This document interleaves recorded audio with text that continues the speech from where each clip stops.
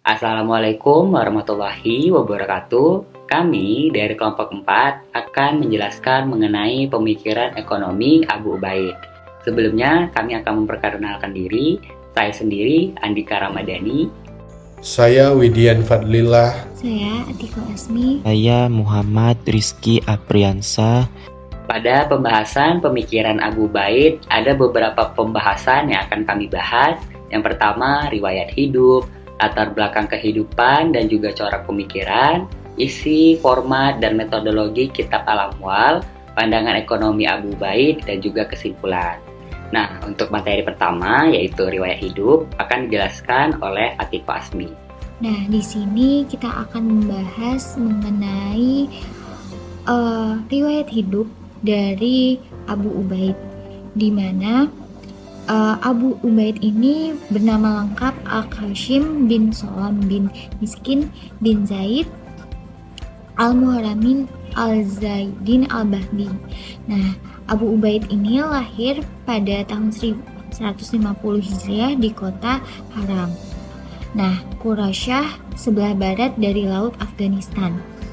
Nah, ayahnya ini keturunan dari Zariantum yang menjadi maula suku Azab. Nah, pada umur 20 tahun setelah memperoleh ilmu, Abu Ubaid ini pergi berkelana untuk menuntut ilmu di kota Kufah, Basrah, dan Baghdad.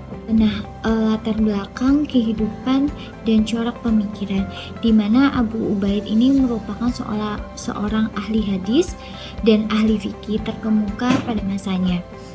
Selama menjabat di Kadi Tarsus, ia sering menangani berbagai kasus pertahanan dan perpajakan serta menyelesaikan dengan sangat baik. Nah, ahli bahasa yang dilakukan terhadap kitab-kitab atau kata-kata dari bahasa Parsia ke bahasa Arab juga menunjukkan bahwa Abu Ubaid ini sedikit banyak menguasai bahasa tersebut. Lalu juga Abu Ubaid ini menerbitkan kitab Amwal. Dapat dikatakan ini lebih kaya daripada kitab Al-Quraj dalam hal kelengkapan hadis dan pendapat para sahabat, tabi'in dan tabi'id. Dalam hal ini fokus dari perhatian Abu Ubaid ini tampaknya lebih tertuju pada permasalahan yang berkaitan dengan standar etika politik suatu pemerintahan daripada teknik efisiensi pengelolaannya. Pandangan-pandangan dari Abu Ubaid ini mengedepankan dominasi intelektual Islam yang berakar. Lalu dari kitab An-Amwal, Abu Ubaid ini tidak sekalipun menyebut nama Abu Abdullah, Muhammad bin Idris Al-Syafi'i maupun Ahmad Ibn Hanbal. Nah, sebaliknya Abu Ubaid seringkali mengutip pandangan dari Malik bin Anas, salah seorang gurunya juga guru Al-Syafi'i. Di samping itu, ia juga mengutip beberapa ijtihad Abu Hanifah, Abu Yusuf, dan Muhammad. C. Isi, format, dan metodologi kitab Al-Amwal. Kitab Al-Amwal dibagi dalam beberapa bagian dan bab yang tidak proporsional isinya. Adapun isinya sebagai berikut. Yang pertama, pada bab pendahuluan, Abu Ubaid secara singkat membahas hak dan kewajiban pemerintah terhadap rakyatnya, serta hak dan kewajiban rakyat terhadap pemerintahannya. Yang kedua, pada bab selanjutnya yang merupakan bab lengkap, kitab ini menguraikan tentang berbagai jenis pemasukan negara yang dipercayakan kepada penguasa atas nama rakyat. Yang ketiga, tiga bagian pertama dari kitab Al-Amwal meliputi beberapa bab yang membahas penerimaan fai. Yang keempat, pada bagian keempat sesuai dengan perluasan wilayah Islam di masa klasik berisi pembahasan mengenai pertahanan, administrasi, hukum internasional, dan hukum perang. Yang kelima, membahas tentang distribusi pendapatan fai. Yang keenam, bagian keenam kitab tersebut membahas tentang Iqra dan Ihya al-Mawad dan Hima. Adapun beberapa sumber yang digunakan Abu Ubaid dalam kitab Al-Amwal. Yang pertama, di samping seorang al-hadis, Abu Ubaid juga merupakan seorang al-arai Dalam setiap isu, Abu Ubaid selalu mengacu pada hadis-hadis serta interpretasi dan pendapat para ulama yang terkait, kemudian melakukan kritik terhadapnya dengan melakukan evaluasi terhadap kekuatan ataupun kelemahannya. Setelah itu, ia akan memilih salah satu pendapat yang ada atau melakukan ijtihad sendiri yang dilakukan dengan hadis-hadis. Kadangkala ia juga membiarkan para pembaca kitabnya bebas memilih apakah mengikuti pendapatnya atau dari salah satu pendapat alternatif yang ia anggap valid. Yang kedua, sebagai ulama, Al-Quran dan hadis merupakan referensi utama Abu Ubaid dalam menarik kesimpulan hukum suatu peristiwa. Baginya, kedudukan Al-Quran berada di atas hadis dan salah satu fungsi hadis adalah sebagai penjelas Al-Quran. Yang ketiga, setelah Al-Quran dan hadis, sumber hukum berikutnya yang digunakan oleh Abu Ubaid adalah ijma atau kesepakatan umum. Dari skala prioritas yang digunakannya dalam mengambil sebuah kesimpulan hukum, terlihat bahwa Abu Ubaid sangat membatasi penggunaan analogi. Ia hanya menggunakan analogi dalam rangka mengambil sebuah kesimpulan hukum jika hukum tersebut tidak secara eksplisit terdapat dalam Al-Quran dan Sunnah. Selanjutnya yaitu yang D, pandangan ekonomi Abu Ubaid. Ada 5 pandangan oleh Abu Ubaid. Yang pertama, filosofi hukum dari Abu Ubaid. Jika isi kitab Al-Amwal dievaluasi dari sisi filosofi hukum, akan tampak bahwa Abu Ubaid menekankan keadilan sebagai prinsip utama.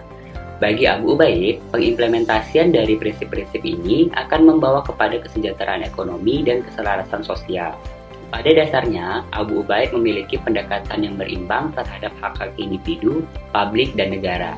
Jika kepentingan individu berbenturan dengan kepentingan publik, ia akan berpihak pada kepentingan publik. Selanjutnya yaitu dikotomi Badui Urban. Abu Ubaid menegaskan bahwa bertentangan dengan kaum Badui dan juga kaum urban atau perkotaan.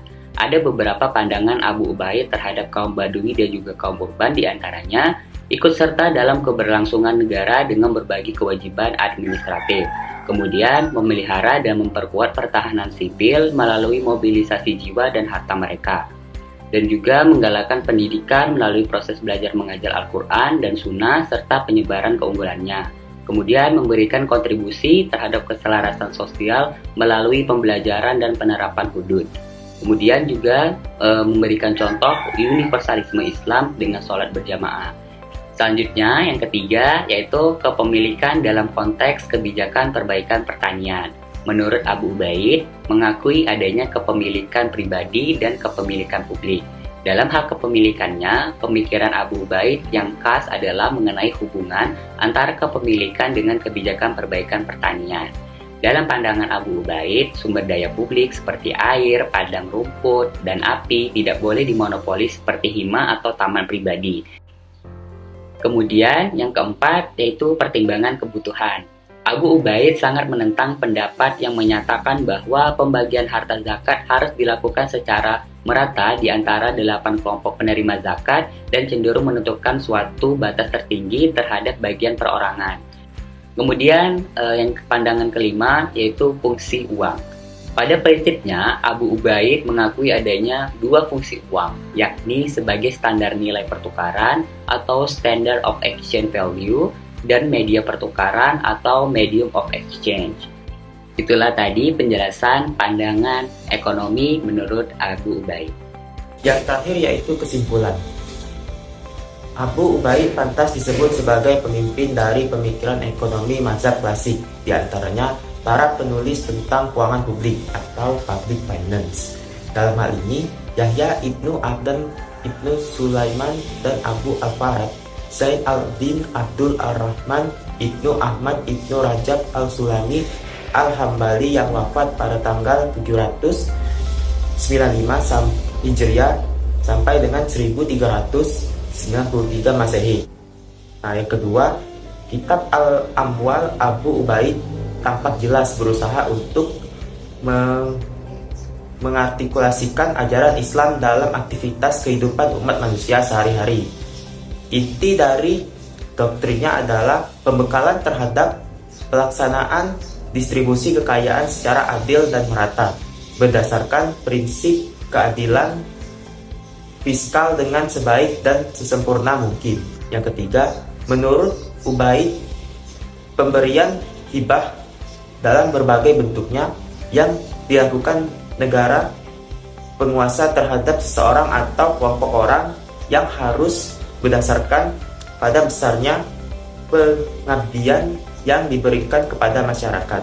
Dan yang terakhir yaitu pandangan Abu Wa'id merefleksikan perlunya memelihara dan mempertahankan keseimbangan antara hak dan kewajiban masyarakat, serta menekankan esprit de corps, rasa persatuan dan tanggung jawab bersama.